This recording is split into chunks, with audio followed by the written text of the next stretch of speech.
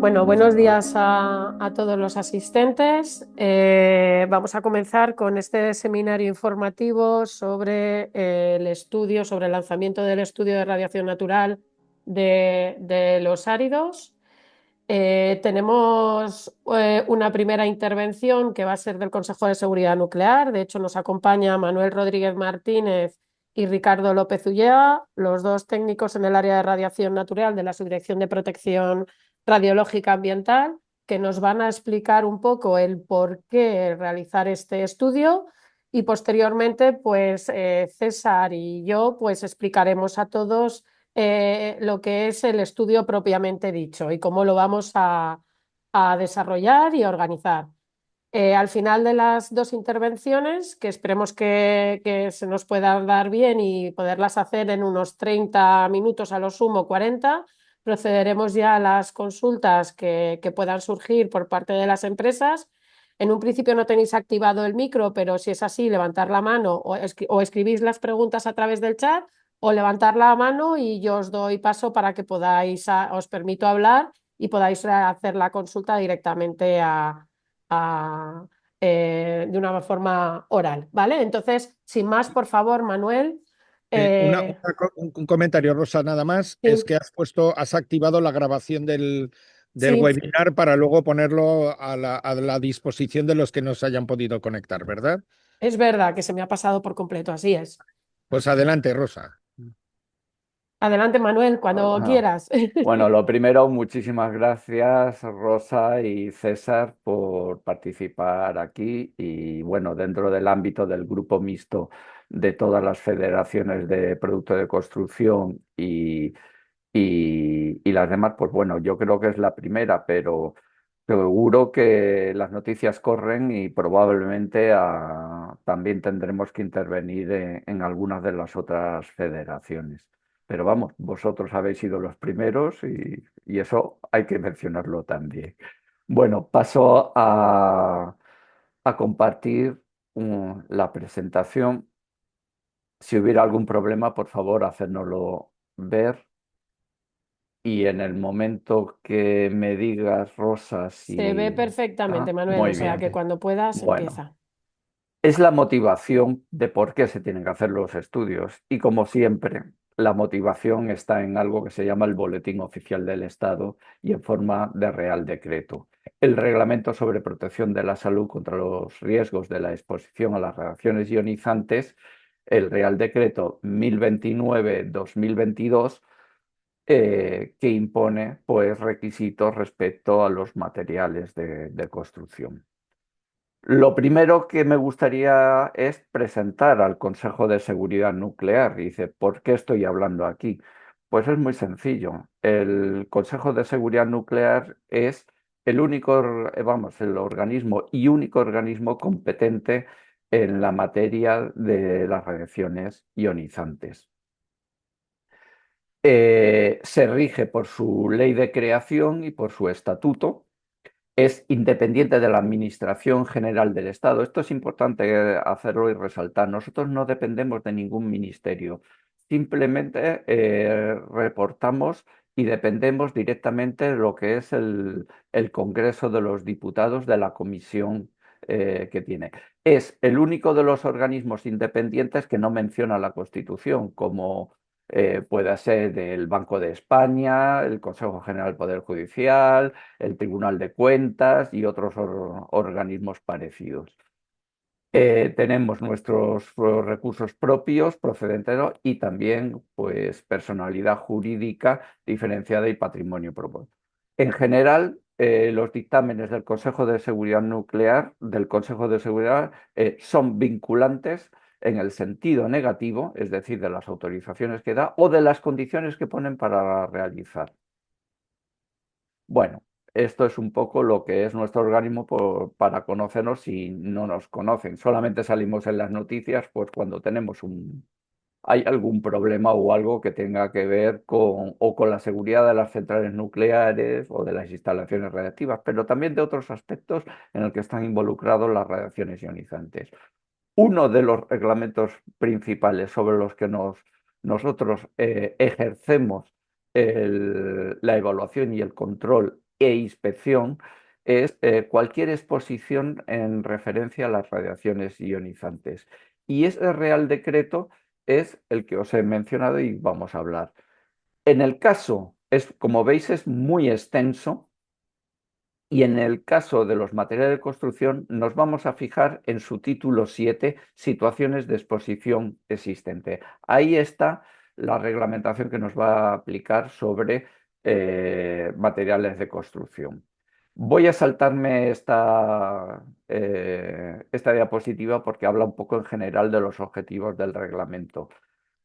Básicamente es proteger la salud de las radiaciones ionizantes, tanto los trabajadores como los miembros del público, ante cualquier situación. Una de ellas va a ser la radiación natural, no la artificial que pudiera venir como en centrales nucleares o instalaciones radiactivas. Origen de este reglamento. Esto nadie lo ha inventado aquí en España. Ha venido como transposición de una directiva europea y todo en referencia a los materiales de construcción también. La directiva, para que la sepáis, es la 2013-59 de Euratom. Tardó bastante en transponerse a la reglamentación nacional. Incluso hubo propuesta de sanción por parte de la Unión Europea por el retraso debido. Pero ya está transpuesta y ya es efectiva, porque los plazos que también se establecieron en el propio reglamento para adaptarse ya se han superado. Quería hacer una mención de un reglamento de la Unión Europea que seguro que vosotros, por ser sector involucrado, tenéis conocimiento, que es el reglamento de la Unión Europea del 305 del 2011, que establece las condiciones armonizadas para la comercialización de productos de construcción. Vosotros diréis, oye, que ya nos aplica también este reglamento. Dice, sí, pero como muchas veces se dice, con independencia de que exista este reglamento, el Real Decreto se tiene que aplicar para las cuestiones específicas. La idea, yo pertenezco a uno de los grupos de seguimiento que está establecido en el Ministerio respecto a la peligrosidad de productos de construcción.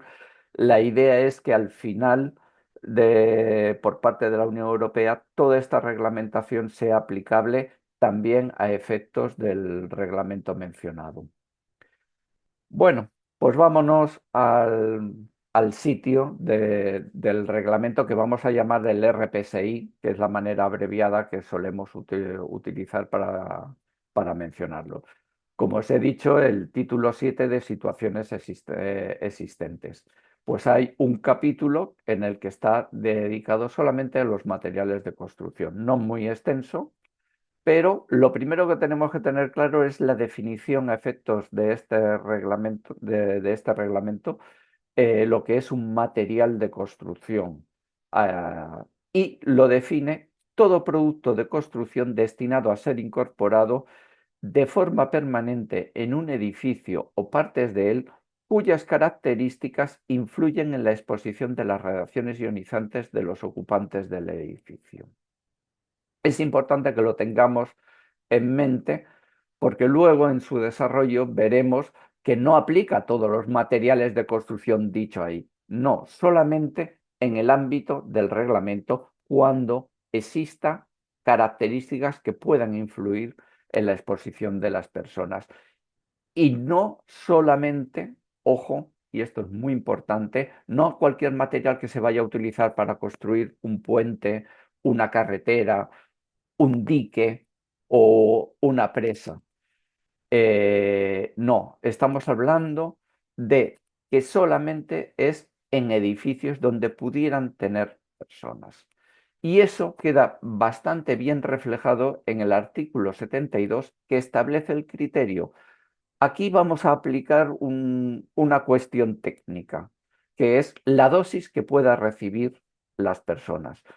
Toda la reglamentación de radiaciones ionizantes está basada en el riesgo, es decir, no es prescriptiva en el sentido de cuánta actividad debe tener los materiales, sino de cuánto pudiera ser la dosis que recibieran las personas que estuvieran ahí en situación normal.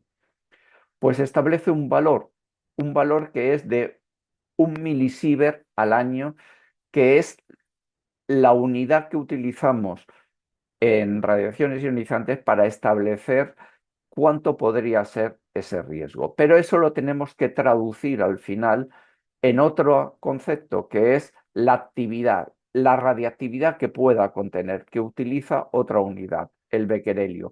Lo digo porque seguramente ya estaréis informados de ambas unidades. Ya me gustaría explicar en más detalle lo que significa uno y otro, pero yo creo que lo principal ahora es fijarnos más bien en lo que dice la normativa y fijarnos al final qué es lo que tenemos que cumplir o qué es lo que hay que dejar de cumplir. Este es lo que llamamos nivel de referencia. No es un límite de dosis. Los límites de dosis se utilizan en otras cuestiones. Los niveles de referencia quiere decir lo que debemos tener en cuenta como para estar por debajo, no porque te vayas a morir, porque es lo primero que nos dicen. Parece que si se superan los niveles de referencia, estamos como, ay, pues Dios mío. No, no, no. Los niveles de referencia pueden ser incluso aumentados en condiciones excepcionales, pero en la medida de lo posible es lo que hay que cumplir. Y si no se puede cumplir, se tendría que justificar, ¿vale?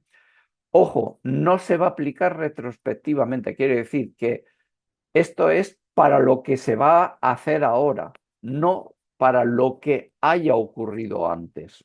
¿De acuerdo? O sea, edificios ya construidos o situaciones estos no es de aplicación. ¿Y cuál es el requisito? Pues el requisito viene en el artículo 80, en el que, resumido, es que los suministradores de materiales de construcción incluidos en un anexo que tenemos, antes de su comercialización, deberán determinar el contenido radiactivo de los mismos e identifica 3 isótopos radiactivos de origen natural: el radio 226, el torio 232 y el potasio 40. Cada uno tiene sus características especiales, no voy a entrar en ellas, pero sí que nos suenen sus nombres. Bien, vale. Lo primero que dice toda reglamentación al final es asignar quién tiene la responsabilidad. Queda muy claro. Los suministradores de materiales de construcción. ¿Cuáles? Los que están en el anexo 6. Seguro que habréis, la mayoría de vosotros habéis consultado el anexo 6 en qué condiciones son, de qué tipo de material puede ser potencialmente. Hay que decir que esa lista es indicativa, es decir, dice los que tienen que hacerlo, pero no dice todos los que tengan que estar. Es decir, por no estar mencionado ahí no significa que a lo mejor tenga que verificarlo. Y eso me gustaría puntualizarlo. Bueno, ¿y cómo hacer las determinaciones? Pues esas determinaciones, quien las dicta es el Consejo de Seguridad Nuclear. ¿Por qué? Porque es el único organismo competente en la materia. Entonces, será siguiendo las directrices del Consejo y sus resultados pues deberán estar a disposición de este organismo y de la autoridad competente en materia de comercialización de los materiales. Cuando hablamos de autoridad competente en materia de comercio, nos estamos refiriendo al ministerio que le toque tener esas competencias. Por favor, y soy sincero, no me lo preguntéis, porque algunas veces hasta lo dudo yo, de quién tiene las competencias de comercialización según sea el, el organismo, porque algunas veces es diferente cuando se está exportando, cuando lo estoy fabricando, e incluso metemos también a las comunidades autónomas, que también tienen sus competencias. No es fácil esta pregunta.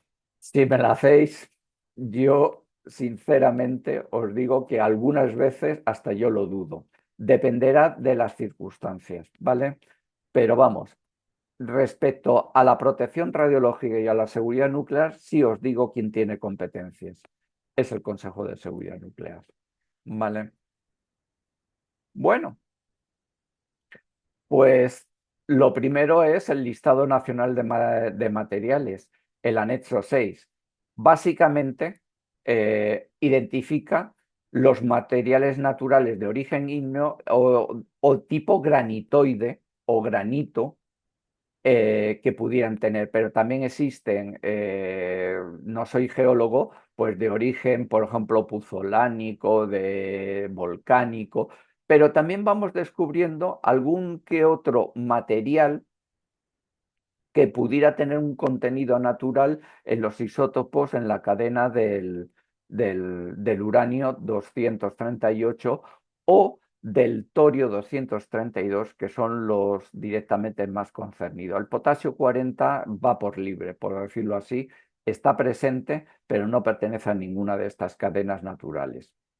También pudiera haber la situación, pero no es en el caso vuestro de los áridos, pero sí puede ser, por ejemplo, de otros sectores, como por ejemplo la fabricación de cemento o de otros materiales, que utilizan y reciclan materiales que se han concentrado de isótopos naturales por el proceso que tengan, como pueden ser las cenizas que se puedan obtener de una siderúrgica o de otros procesos de minería, de un proceso, por ejemplo, de extracción, y que esos estériles luego se puedan utilizar para valorizarlos en otros y que se vayan a introducir. Y nos hemos encontrado con algunos casos. Os he mencionado uno de ellos, el de los cementos. Pues bien, ¿qué solución da el reglamento? El reglamento pues establece la determinación de unas fórmulas que voy a llamar mágicas, sobre las cuales determinan unos índices llamados IC y D, en el que midiendo la actividad que tienen estos materiales, si estamos por debajo de 1, demuestras que estás cumpliendo el nivel de referencia. Lo que hay que cumplir es el nivel de referencia. Pero esa fórmula lo que nos dice, si yo estoy por debajo de 1, ya lo estoy cumpliendo. Si estoy por encima, ojo, no significa que ya lo esté incumpliendo. Significa que algo más tendré que hacer.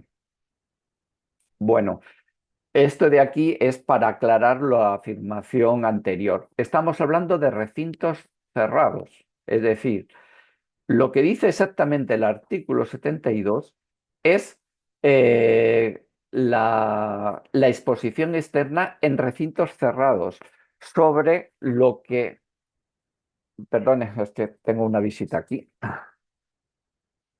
en la que se refiere a todo espacio delimitado por elementos arquitectónicos o estructuras artificiales naturales que lo separen del ambiente exterior o de otros espacios interiores en el que puedan acceder personas. Por eso es importante, no estamos hablando ni de carreteras, ni estamos hablando de muros, ni de cemento que yo pueda utilizar en un puente, eso queda excluido. Es decir, no le aplica. Es decir, un árido que se vaya a utilizar para eso no necesita más explicaciones que decir que no le aplica. Ya está.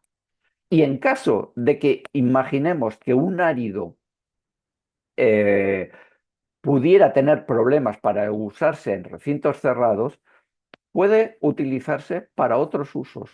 Y eso simplemente hay que definirlo. ¿Vale? Bueno, ¿qué tres aspectos generales debemos considerar en la evaluación del nivel de referencia? Pues bueno, el muestreo del material. Estas directrices que dice el Consejo de decir, oye, ¿cómo voy a muestrear el material dentro, en vuestro caso, de vuestra cantera para poder decir que es representativo? ¿Cómo se hace la medida de la actividad? Eso lo tiene que hacer un laboratorio específico, no lo hace cualquiera. Y en caso de que los valores estuvieran por encima de esas fórmulas mágicas, vamos a llamar ICD, ¿habría posibilidad de que se puedan utilizar? Sí, pero hay que hacer una evaluación de dosis específica con una norma específica que está ya incluso publicada, pero no es fácil. Aquí os lo quería mencionar, pues un aspecto. El Consejo de Seguridad Nuclear sabe mucho de centrales nucleares y de instalaciones radiactivas y de su ámbito. Pero la primera duda cuando nos encontramos con el tema de los materiales de construcción es que no queremos utilizar nuestras metodologías, ni de muestreo ni otras, sino tratar de adaptarnos más al ámbito en el que estamos. Si vemos que hay normativa específica que pueda ser válida, que es vuestra, de vuestro sector, preferimos adaptarnos a vuestras condiciones. No queremos imponer cosas que sean alternativas o más complicadas de cuando ya se están utilizando. Y si se está utilizando ya normativa específica para materiales de construcción, desde luego la voluntad del Consejo es adaptarse a esa y decir que esa normativa, la vuestra, es correcta. Pero no queremos meter la pata.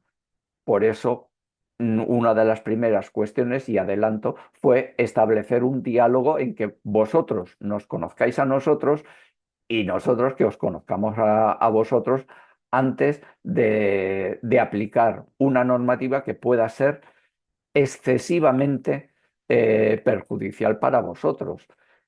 Que haya un organismo regulador persiguiendo a alguien siempre es perjudicial. Yo lo admito. Si Hacienda no existiera, tal vez estaríamos en un lugar más feliz, no lo sé, pero siempre va a molestar. El Consejo de Seguridad Nuclear, pues también.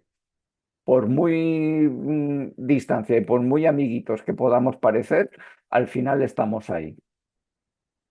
Bueno, respecto a la medida de la actividad, hay una norma nueva específica para la medida de los materiales, europea. Yo he pertenecido al grupo que la ha desarrollado. Le falta muy poquito para que sea efectiva. Y tengo que decir que la mayoría de los laboratorios españoles han participado incluso en la validación de ella. Bueno, quería insistir una cosa. Estas son las Manuel, te dos quedan sí, minutitos. sí, ya me he pasado, ¿no? Sí. Pues lo importante, no cumplir IC o ID no significa que se esté incumpliendo el nivel de referencia. Eso es lo que me gustaría sobre todo dejar. Y lo más importante es que tenemos un grupo de trabajo. Seguro que Rosa y César os han hablado de él. Eh, Queremos trabajar juntos, no queremos dar malos pasos. Y la verdad es que está siendo bastante fructífero.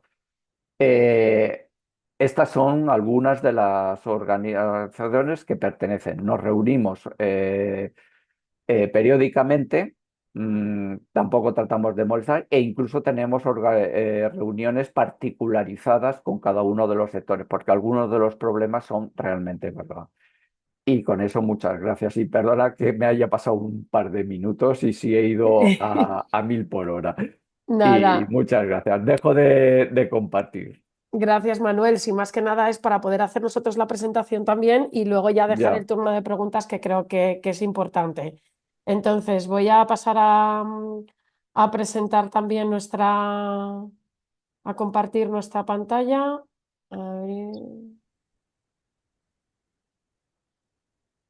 Uy, Y yo espérate que mientras, no me va a dejar a mí ahora. mientras Rosa va compartiendo, yo simplemente comentar que efectivamente aquí se nos solapan las obligaciones derivadas del marco del Reglamento de Productos de Construcción, que de hecho sabéis que ha sido modificado recientemente en 2024 con las nuevas obligaciones que van a derivarse para las normas europeas de producto cuando estén preparadas para finales de esta década. Y junto con el reglamento que nos acaba de exponer Manuel. Entonces, digamos que la obligación de determinar esto ya la tenemos aquí y además esta obligación, aparte de por cumplir con el reglamento que nos acaban de contar, pues nos va a ser necesaria a la hora de declarar los elementos que afectan a los áridos desde el punto de vista medioambiental. Eh, y para la seguridad y salud de las personas. Sabéis que el reglamento de productos de construcción habla de la seguridad de las personas y de las obras y por lo tanto esto debe ser tenido en cuenta. Y ese es el motivo que nos trae aquí. Tengo que decir, Manuel, que hay un sector que va por delante en nuestro caso, que es el sector del cemento, que ellos ya han hecho su trabajo a tiempo A, o sea que no somos, lo digo para los que están en el webinar, no somos el conejillo de Indias, y hay un sector que ha hecho el trabajo y los demás estamos todos en la rampa de salida. Entonces, yo, si os parece, voy a hacer una presentación bastante rápida. Rosa, no sé si esta presentación la hemos llegado a compartir, si no, se la enviaremos a todos los asistentes, igual que el link a la grabación. Y bueno, pues después de la creación del grupo de trabajo con el Consejo de Seguridad Nuclear que acaba de contar Manuel, pues hemos estado trabajando en la preparación de cómo hacer el estudio sectorial de manera que pudiera cumplir con los requisitos que establece o que son el Consejo de Seguridad Nuclear considera que van a hacer que el estudio sea válido. Es decir, no hemos inventado la metodología, sino que hemos apoyado en qué es lo que ellos considerarían como un estudio que cumpliera con sus expectativas para poderoslo ofrecer, porque si no estaríamos haciendo un estudio que luego no tendría ninguna validez. Entonces, la siguiente, Rosa, por favor. Bueno, de la Federación de Áridos, como todos los que estáis aquí, yo creo que nos conocéis y que sabéis que estamos todas las organizaciones más representativas de la industria de los áridos. Sí que tengo que decir que por el tipo de rocas que vamos a hablar, pues básicamente son Arigal, las empresas de Arigal, las empresas del Gremi, las empresas de ANEFA, y en menor medida, porque tiene muy pocas que tengan ese tipo de rocas, Euskalárido. No hemos detectado ninguna en la Comunidad Valenciana. Las que deberían, en las que se vean afectadas por la geología de sus yacimientos, participar en el estudio. La siguiente, Rosa, por favor. Esta me la voy a saltar. Sí que es verdad que es importante que nosotros estamos poniendo muchos millones de toneladas en el mercado, y también es importante que nosotros, cuando producimos los áridos, en general no tenemos conciencia de si, salvo determinadas fracciones, de si finalmente el uso va a estar vinculado a la edificación o a la obra civil. Es decir, si va a ir a un prefabricado estructural o a un prefabricado de una acera, o va a ir a un prefabricado de otro tipo, o a un hormigón estructural o de limpieza o de lo que sea. Entonces, de alguna manera, la idea esta es, porque no tendría mucho sentido si es el ir a la base de las aplicaciones, sino a la base de cuál es el yacimiento y qué problemática tiene la roca del yacimiento, de manera que con esto podamos cubrir el 100% de los usos potenciales que pueda haber, que muchas veces el fabricante de áridos desconoce a priori. Entonces, eso es importante. El marco regulatorio no lo voy a explicar porque lo acaba de explicar Manuel, así que en concreto el capítulo de materiales de construcción también lo acaba de explicar, el anexo 6 también lo ha explicado. Esta es la lista de lo que a priori entendemos que aplicaría el estudio, que son los que están listados ahí. Incluso hay algún material más que se ha metido después de las discusiones con el Consejo de Seguridad Nuclear para, digamos, ya cubrir esos materiales que podrían presentar, como ha explicado Manuel, alguna relevancia desde el punto de vista del cumplimiento de este Real Decreto. Hemos hecho un análisis de los tipos de roca de acuerdo con la estadística minera. Sigue la siguiente, por favor, Rosa. Aquí hemos hecho una distribución de estos tipos de roca por comunidades autónomas. Yo creo que se ve mucho mejor en la siguiente, efectivamente. Aquí, cruzado con el número de explotaciones que hemos obtenido de distintas fuentes, entre ellas de la propia estadística minera, pues podemos ver que aproximadamente hay 47 explotaciones que estarían afectadas en Cataluña, 2 en el País Vasco, unas 39 estamos hablando de áridos, ojo, no estamos hablando de roca ornamental u otra cosa. De áridos, 39 en Galicia, a priori. Luego hay que ver si están todas activas, si están todas productivas, etcétera. Y el resto, hasta 149, pues estarían en zonas de ANEFA, Castilla-León, Madrid, Castilla-La Mancha, algo en Murcia, Extremadura, Canarias y Andalucía. Entonces, la necesidad del estudio, yo creo que nosotros hemos sido muy proactivos, no solo nosotros, todos los que estamos en el grupo de trabajo, porque de alguna manera al suministrar una materia prima que luego tiene un montón de aplicaciones, es mucho más lógico hacer, y primero porque tenemos la obligación, en primer lugar, y en segundo lugar porque si no estaríamos trasladando la problemática a toda nuestra cadena de clientes, es mucho más lógico intentar conocer la situación en el frente de las explotaciones, en los acopios de las explotaciones, y a partir de ahí, pues si está la situación, si estamos dentro de los márgenes que establece la normativa, ya no habría nada más que hacer y estamos evitando una complicación innecesaria a toda la cadena de valor. Como ha dicho Manuel, pues eh, hay que prevenir la inspección y sanción, y por eso creemos que es importante que las empresas participen. Anticipar requisitos regulatorios, no tanto este Real Decreto que ha contado Manuel, porque este ya está en vigor, sino anticipar lo que nos va a venir con el Reglamento de Productos de Construcción y evitar cargas innecesarias al sector. Es decir, caracterizado el yacimiento y visto que no hay una problemática, pues el andar haciendo ensayos recurrentes permanentemente pues no tendría ningún sentido si estamos en unos rangos que permiten garantizar que no va a haber un problema. Y el objetivo es demostrar el comportamiento radiológico real de los áridos con laboratorios acreditados y con un mecanismo que permita garantizar que el estudio, aunque lo coordine la federación, es un estudio objetivo, independiente y representativo, no un estudio de parte. Y pasar de lo que es una presunción de que en principio estamos, y de hecho el propio Consejo de Seguridad Nuclear ha visitado alguna explotación y no se ha detectado un problema a priori, pero que no quiere decir que no lo pudiera llegar a ver, pero digamos que necesitamos una evidencia científica de cuál es la situación en las canteras que se vean afectadas. La siguiente, por favor. Esto ya lo hemos explicado, pero además la idea del informe final es reforzar la seguridad jurídica de las empresas que participen. Es decir, los que participen estarán cubiertos por el informe, los que no participen pues no lo estarán. Y por lo tanto pues estarán sujetos a los rigores del cumplimiento de la ley. Pero esto es así, es evidente, y de hecho todos estamos ya ahí, ¿vale?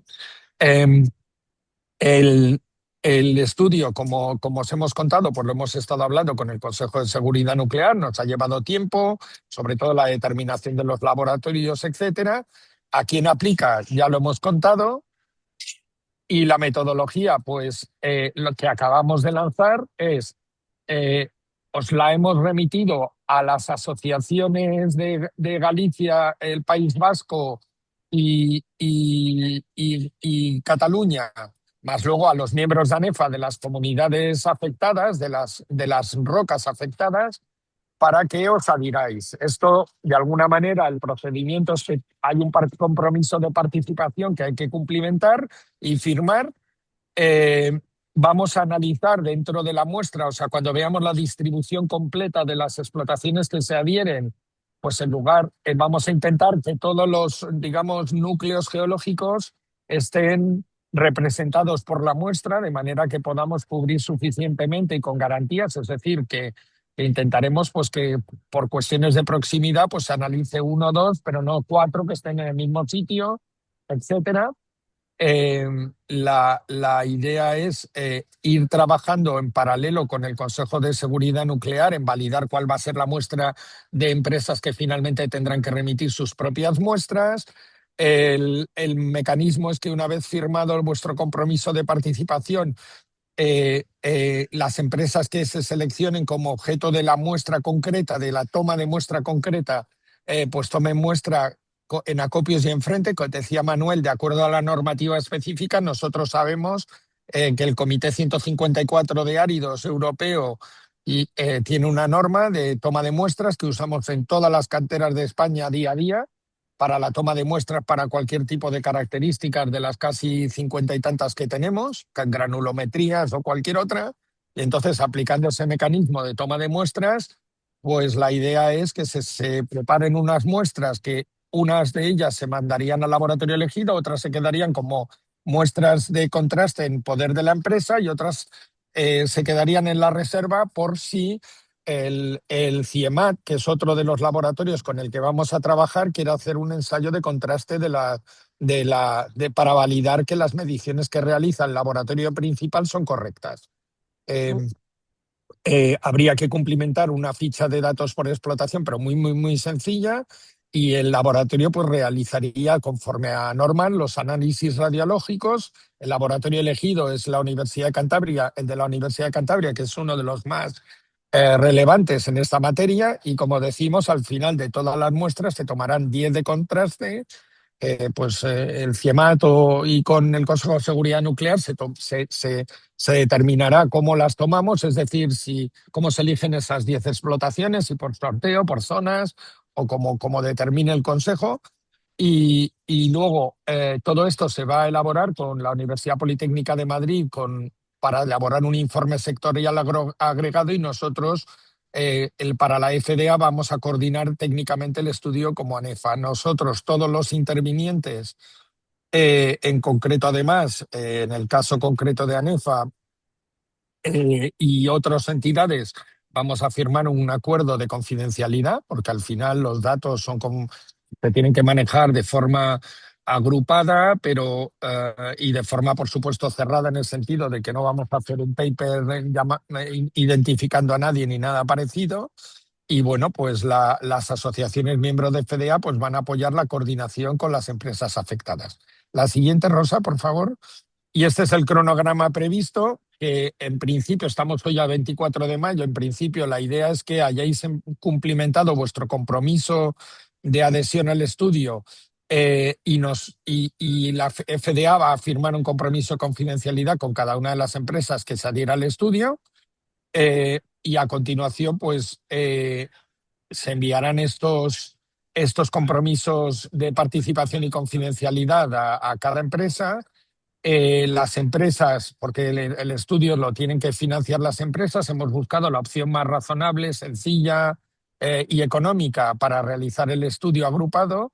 Entonces las empresas pagarían su participación, que de momento, como no sabemos, o sea, nuestra intención o nuestro deseo es que se adhieran todos los interesados, porque de otra manera pues van a quedar expuestos, y aquí lo que no vamos a poder luego es, para los 10 que no han querido participar al principio, montar un estudio ad hoc, porque nos bloquearía todo por un lado, y por otro lado pues complicaría la elaboración de los informes. Entonces sí que os planteamos que seáis diligentes a la hora de adheriros, para que y entonces, en cuanto cerremos la muestra, os enviaremos el cuestionario de toma de datos y prepararemos cuál sería la muestra después de analizarlo geográficamente y por tipos de roca, con el CSN para verlo en el mapa de, oye, pues estas sí, estas dos se quedan, pueden estar cubiertas por la muestra inicial de la otra cantera.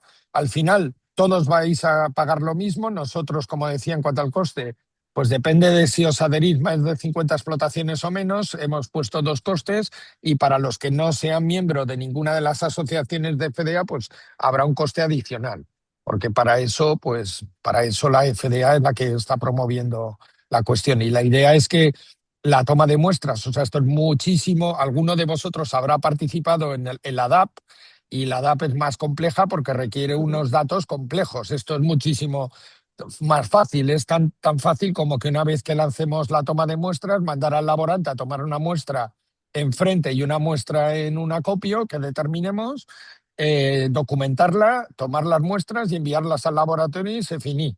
Y cumplimentar la ficha, y se acabó la historia. O sea que es relativamente rápido el aporte por las empresas. Y a partir de ahí, pues ya los laboratorios irán trabajando, iremos trabajando con el Consejo de Seguridad Nuclear en el afinar el informe final, en el que estará la lista de todos los que aportan muestras y los que han participado, pero finalmente no se ha considerado necesario que las aportaran. Y a partir de ahí, pues en nuestro plan último peor, digamos, porque nos gustaría tenerlo antes, es tener el informe disponible para diciembre. Esto es un poco la idea. La siguiente, Rosa. El por qué os interesa participar, yo creo que ya lo hemos explicado sobradamente.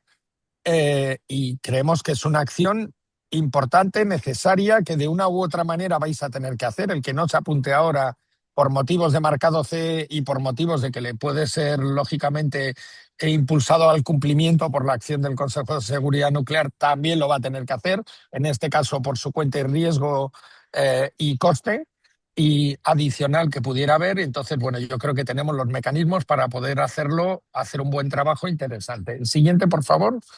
Bueno, esto es lo de las cantidades que antes he comentado y no sé si hay alguna más. Yo creo que todo esto Bueno, ya lo hemos explicado. Así que yo, si no os importa y me tenéis que disculpar porque tenemos una comparecencia en el Senado ahora y me tengo que salir de la videoconferencia. Rosa va a moderar el debate y las cuestiones y nada, espero que todos os apuntéis y si hay alguna duda todo el equipo de FDA y los directores de las asociaciones de FDA estamos a vuestra disposición para resolver cualquier duda que pudiera haber. ¿Vale? Disculpadme porque yo me tengo que salir. Muchísimas gracias, Sasa. gracias, César.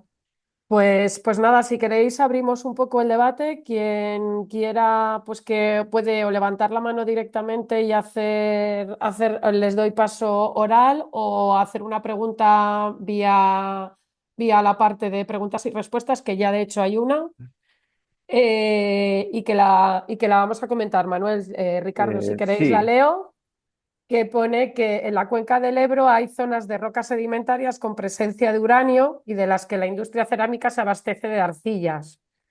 ¿Estas explotaciones no van a participar en el estudio?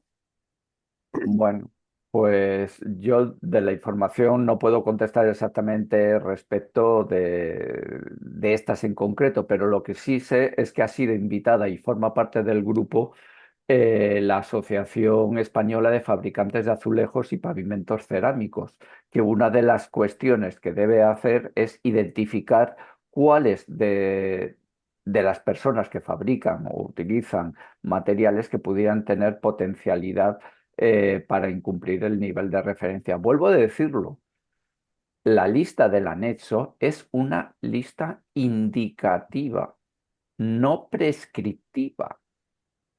Es decir, lo que hay que cumplir es el nivel de referencia del artículo 72.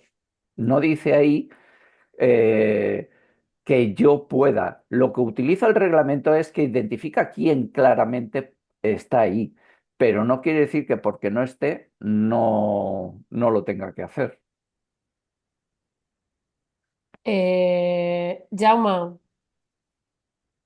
no sé si ya te he dejado voz. A ver, sí. ¿Habla? Sí, venga, se te oye. Di.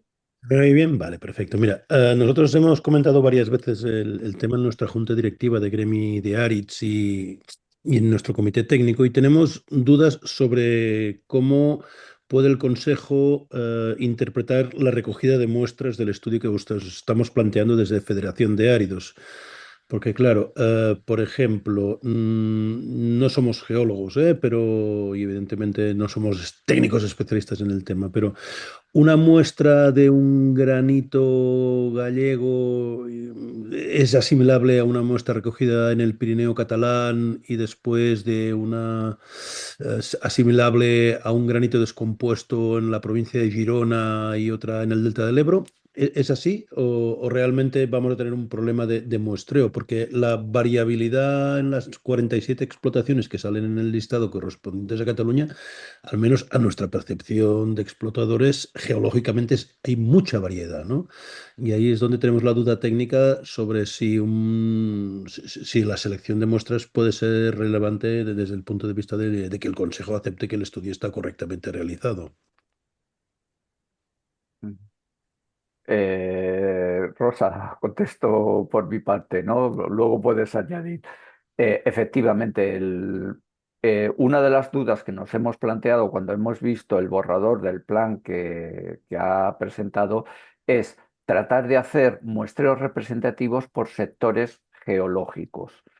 En ese sentido, es asegurarnos que las canteras del sector geológico, en el caso, por ejemplo, de Cataluña, puedes ver, puede que incluso existan que sean diferentes las de Girona que las que puedan ser de Tarragona por las circunstancias geológicas. Nosotros entendemos que la propuesta tiene que ir justificada del muestreo por el sentido local. Obviamente no vamos a asumir muestreos representativos de las de Cataluña respecto a las de Galicia, eso es evidente. Pero dentro de las formas geológicas que tengáis ahí, vosotros planteéis como representativo del sector aquellas que por proximidad o por conocimiento geológico puedan serlo. Pero también el Consejo aplica una norma que es más de sentido común, que no la vamos a encontrar, es que en caso de duda, mide. Es decir, si piensas que de un sector, por ejemplo, de las, creo que has mencionado 47, si hay unas que se alejan y que la simple duda de decir, estas a lo mejor no son representativas, mi consejo es, mide, teniendo en cuenta que una medida en espectrometría gamma no te va a valer más de 70-80 euros, es que yo lo veo claro.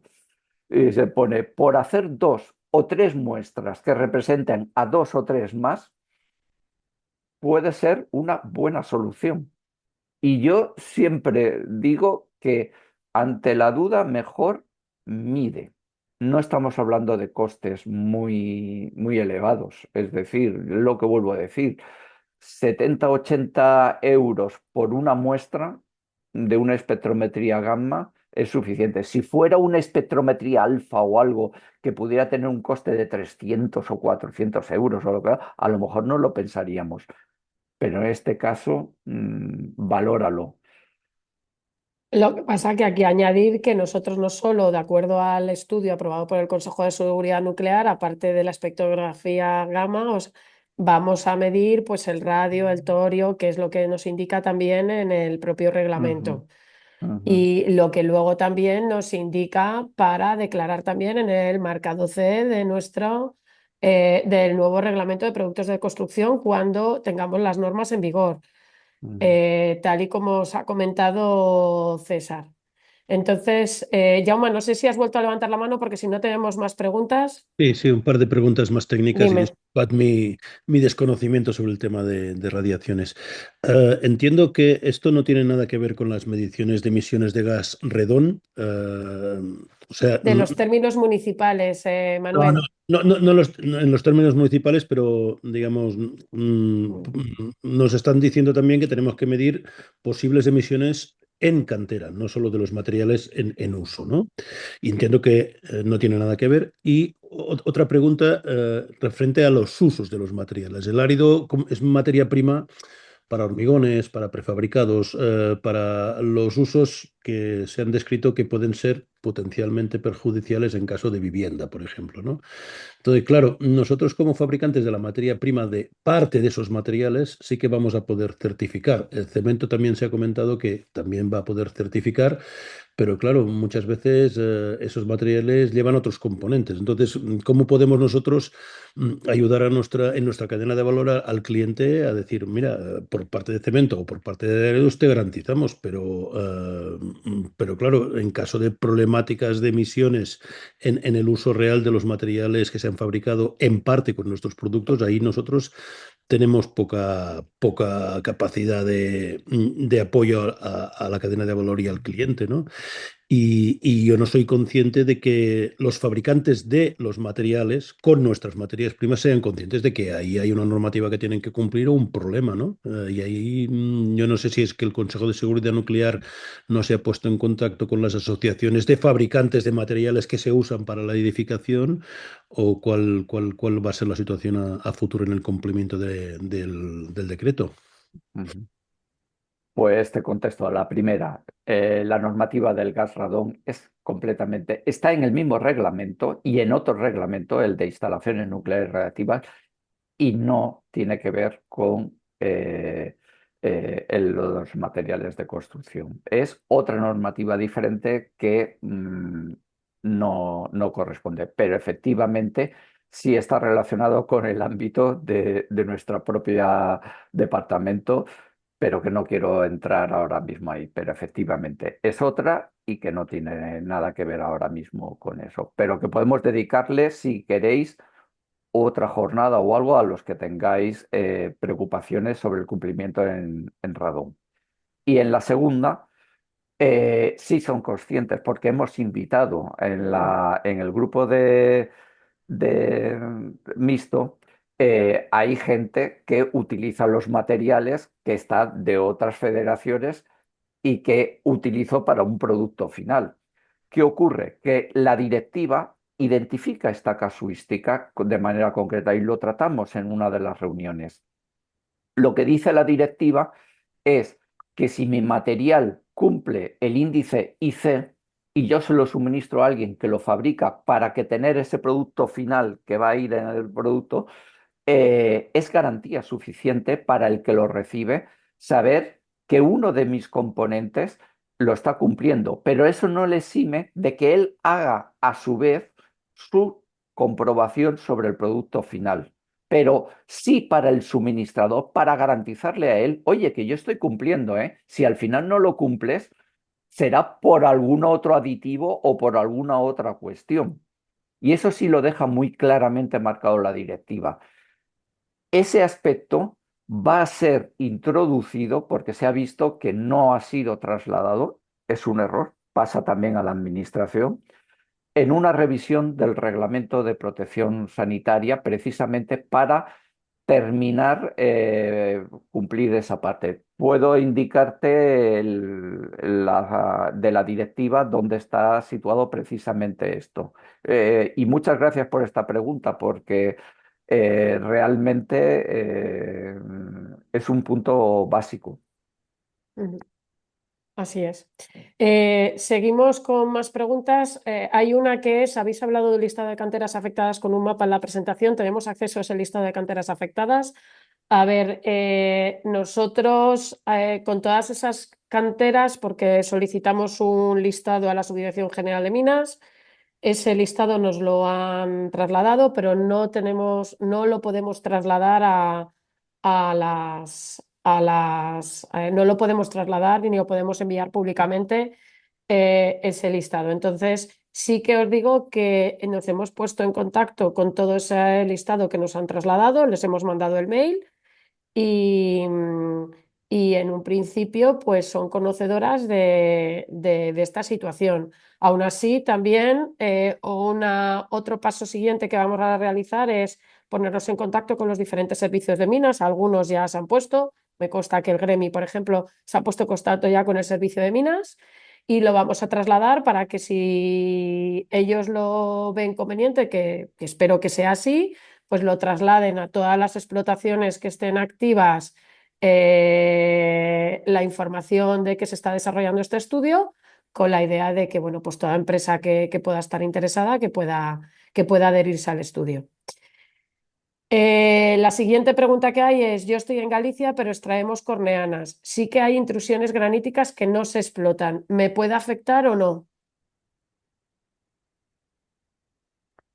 No sé exactamente lo que son corneanas, lo primero de todo. Eh, pero vuelvo a remitirme a lo mismo. En el caso de duda, mejor mide que no midas. Y es lo mejor. Dice, es lo mismo que cuando vamos al médico y se pone, estoy malito o creo que estoy malito. El médico te lo dirá, pues vamos a verlo. Por definición, por letra, yo ahora lo digo, yo no sé lo que es una corneana. Dice, tendría que preguntarlo. Dice, oye, ¿está asociada a mineralizaciones de uranio? Tenemos, a lo mejor se lo pregunto a nuestro departamento de ciencias de la Tierra de aquí, que hay maravillosos geólogos y me lo aclaran. Y entonces yo iré persiguiendo. Eso es una de las cosas que puedo hacer. Pero os lo digo, vosotros caracterizáis vuestro producto. Sabéis si tiene que ver con las mineralizaciones. E incluso, aunque no tenga que ver con las mineralizaciones de uranio, hay gente que dice, pues yo prefiero medir y quedarme tranquilo y tener un papelito que dice, oye, que yo estoy por debajo y asunto resuelto. Lo que al final vale es el papel y lo que vale del papel es el resultado analítico.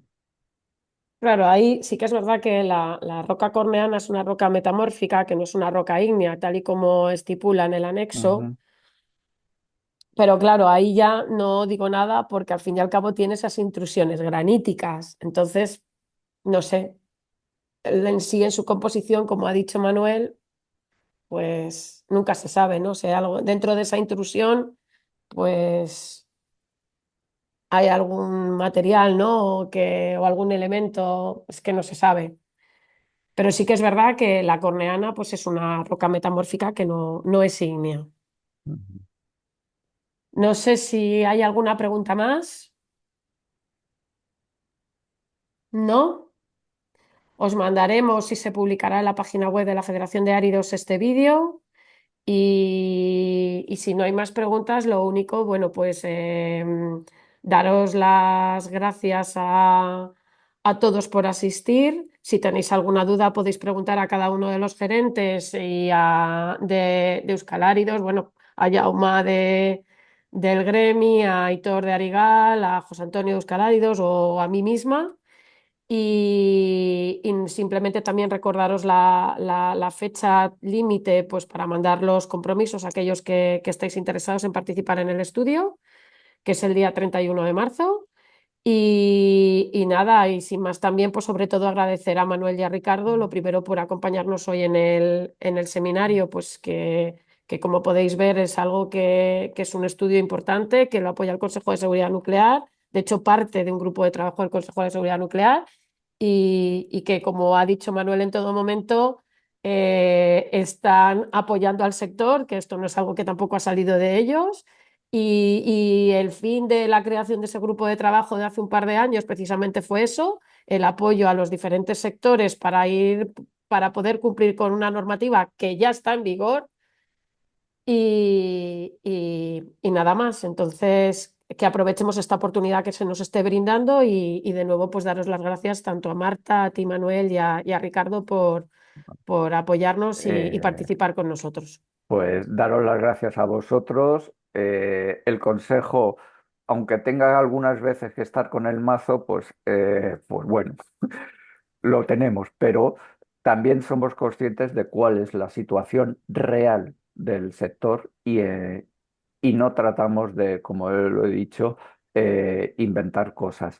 Y cualquier duda o cualquier cosa, pues la comunicación con la Federación de Área es permanente. Quiero decir Ujú. que mm, nos hemos encontrado también que la gente es reacia a contactar también con nosotros. La ley dice que podéis contactar con nosotros, o sea, tenemos un buzón y al final llegaría, pero que la gente no se quiere retratar. Cualquier pregunta que vaya a recibirse Rosa o César y que nos vayan a trasladar, nosotros no vamos a preguntarle quién es el que la ha hecho. Es decir, asumimos como algo del sector y trataremos de dar la mejor respuesta.